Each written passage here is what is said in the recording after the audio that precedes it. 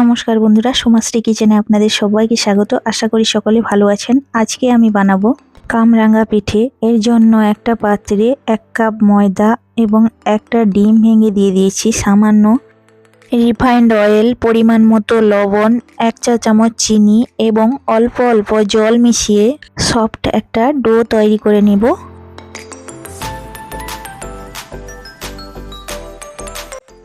এবার গ্যাসের চুলায় একটা কড়াই বসিয়ে 1 বাটি চিনি দিয়ে দেব। যে বাটিটা মেপে আমি চিনি নিয়েছি ওই বাটি মেপে 1 বাটি জল দিয়ে দেব এবং এর মধ্যে 2টো গোটা এলাচ দিয়ে গ্যাসের ফ্লেম হাই করে প্রায় 2 থেকে 3 মিনিট ফুটিয়ে এরকম একটা ঘন শিরা তৈরি করে নেব।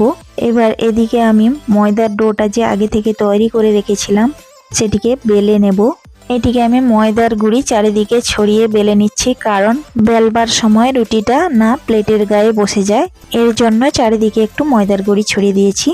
এখানে বন্ধুরা মনে রাখবেন, রুটিটা কিন্তু তেল দিয়ে একেবারে বেলা যাবে না, তাহলে কিন্তু এই পিঠেটা বানাতে পারবেন না। রুটিটা আমি যতটা সম্ভব পাতলা এবং বড় করে বেলে নিয়েছি। এবার একটা বাটির সাহায্যে ছোট ছোট রুটির আকারে কেটে নেব। এই ছোট্ট ছোট রুটিগুলো দিয়েই আমি পিঠে বানাবো।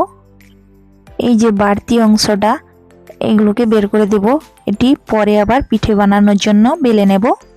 এবার এখানে একটা এরকম ত্রিকোণ টিন নিয়েছি, এর সাহায্যে পিঠের ডিজাইনগুলো বানিয়ে নেব।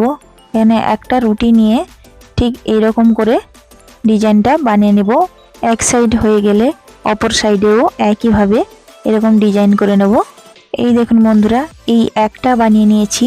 এরকম ভাবে আমি বাকি সব রুটিগুলোকেও ডিজাইন করে নেব।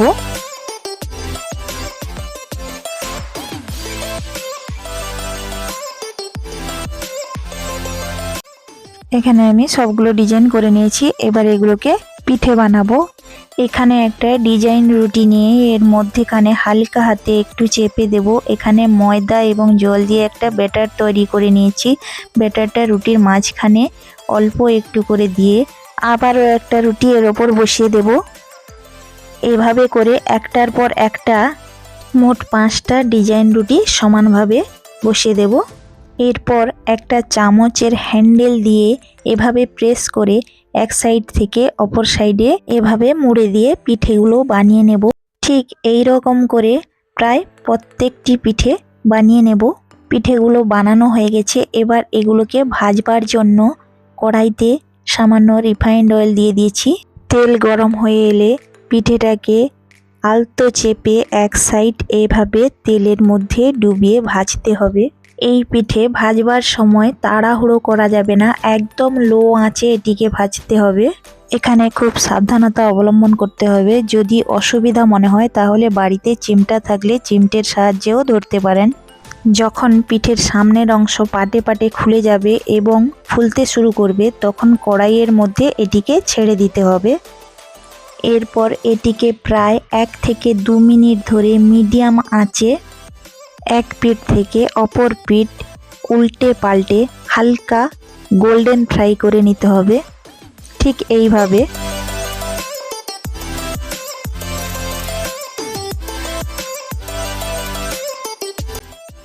এই দেখুন বন্ধুরা, পিঠেটা পুরোপুরিভাবে ভাজা হয়ে গেছে, তাই এটিকে তেল জড়িয়ে তুলে নেব।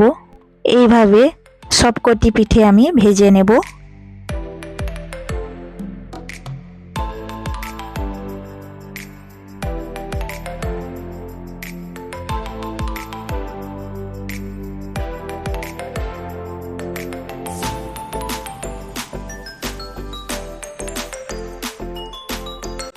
পিঠে ভাজা হয়ে গেছে। এবার একটা প্লেটে সার্ভ করে আগে থেকে তৈরি করে রাখা চিনির শিরা এর উপরে ঢেলে দিলে তৈরি হয়ে গেল মুচমুচে খাস্তা কামরাঙ্গা পিঠে। এই পিঠে খেতে কিন্তু অসাধারণ লাগে। বন্ধুরা, আজকের এই পিঠে রেসিপিটি ভালো লাগলে লাইক, কমেন্ট, শেয়ার এবং সাবস্ক্রাইব করার অনুরোধ রইল। সকলে ভালো থাকবেন, সুস্থ থাকবেন।